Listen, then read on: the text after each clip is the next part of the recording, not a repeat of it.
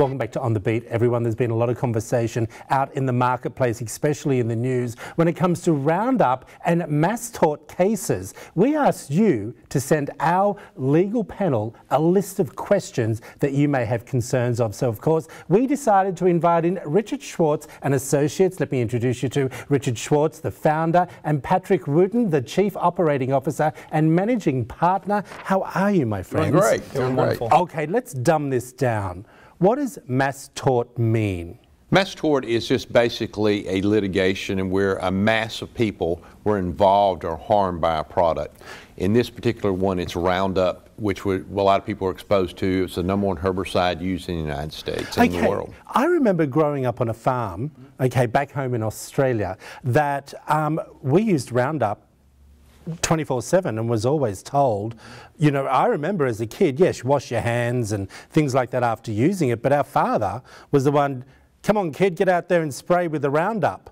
Where has it gone wrong? What's happened? Well, the World Health Organization about 3 years ago made a determination that glyphosate, which is the key ingredient in Roundup, is a possible carcinogen to humans. And scientific studies have proven that it causes non-Hodgkin's lymphoma in humans, and therefore litigation has entailed over the course of the last 3 years. There have already been 3 trials in the United States, in August of 18, in March of 19, in May of 19, and have had 3 huge verdicts ranging from $80 million to $2 billion for people who got non-Hodgkin's lymphoma through the daily use of Roundup. All right, well, let's talk about it. The Roundup lawsuit, what's involved? Well, one thing I want to add to that is that Roundup knew of the dangers, and all they had to do was put a warning or do some special applications and make people aware of the fact they were exposed to this product. They have a higher probability of getting non-Hodgkin's lymphoma, and they decided not to warn anyone.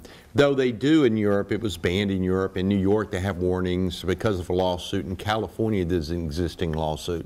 But they chose not to do it because it would affect their billions of dollars in sales. So what's involved is that people using Roundup, #1, they need to be certain that they check their health and make sure they go to the doctor, make sure they don't have any symptoms of non-Hodgkin's lymphoma. Right. The sad part is sometimes you don't find out till about stage 4, so it's a real difficult disease to detect. And that's what I was going to say. How long would you have had to have been using the product before you can be acceptable to this? Well, that's the danger of... We don't know, do we? We don't. That's the danger of Roundup, because it can be inhaled when you're spraying it. It can be absorbed through your skin when you are using it. It's actually been found in food sources across the United States now, that there are all sorts of studies that it's in the food system, so there's contamination there from it. So you just never know. There's so many different avenues for which you can get Roundup into your bloodstream, which in turn can cause non-Hodgkin's lymphoma, which is a horrible disease, as Richard indicated. Yeah, Richard, let's talk a little bit about where we are now with the lawsuit. Well, right now there is a court-ordered settlement negotiations going on right now. There have been 3 or 4 huge verdicts already. There's more trials pending. I think they're really getting serious about trying to resolve the claims. I can't guarantee they will get resolved. But the reality is, the reason these shows are so important, there are people who have non-Hodgkin's lymphoma right now who use Roundup and don't understand where they got the disease from, and the fact they're entitled to compensation for their injury. And that's why this show is so important. Okay, what's the future? Future, as Richard said, there are 2 trials coming up. There's one in St. Louis County, Missouri in August, and followed 3 weeks later by another one in St. Louis, Missouri. There are over 15,000 lawsuits pending in the United States.